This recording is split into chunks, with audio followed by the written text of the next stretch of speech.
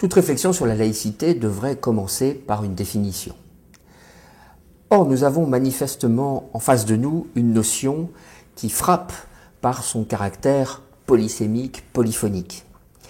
Et c'est donc à cette multiplicité de sens que nous nous proposons de nous confronter.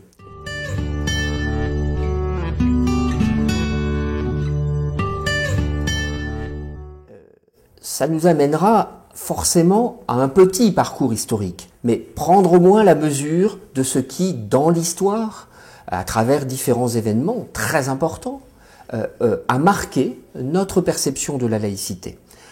En venir surtout à essayer de dégager 3 éléments de définition, un autour de la neutralité de l'État, un autour de la liberté publique, un autour du vivre ensemble, dit-on communément, disons de la cohésion du corps social.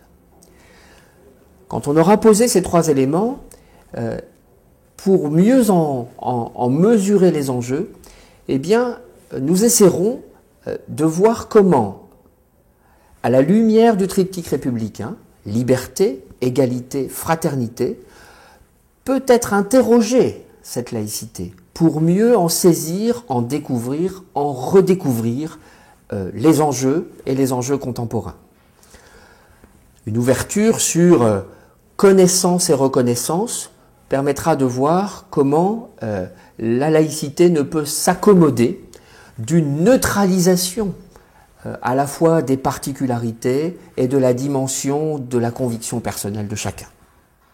Ce qui, dans un deuxième temps, ouvrira les pistes d'une réflexion sur l'acte éducatif lui-même, qui, placé du côté de la neutralité, pire encore, de la neutralisation, pourrait s'en trouver disqualifié. Comment donc l'acte éducatif peut-il permettre une parole toujours engagée sur les questions même de la laïcité?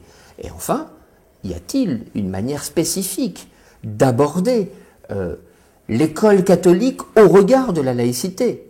Est-elle donc une école laïque? Ne l'est-elle pas du tout? Comment trouver cet équilibre? Comment même s'interroger sur la dimension pastorale de la mission qui lui est confiée au regard même de la laïcité?